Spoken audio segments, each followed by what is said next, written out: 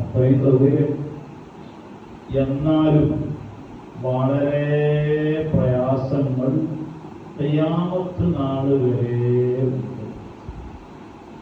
എത്ര പുരോഗമനുണ്ടായാലും യാത്രയിൽ വലിയ പ്രയാസം ഉണ്ടാകും. അതുകൊണ്ടാണ് ബഹുമാനപ്പെട്ട ഹബീബ് മുഹമ്മദ് റസൂലുള്ളാഹി യാത്രക്കാർക്ക് ചില ഇളവുകൾ വെച്ചു.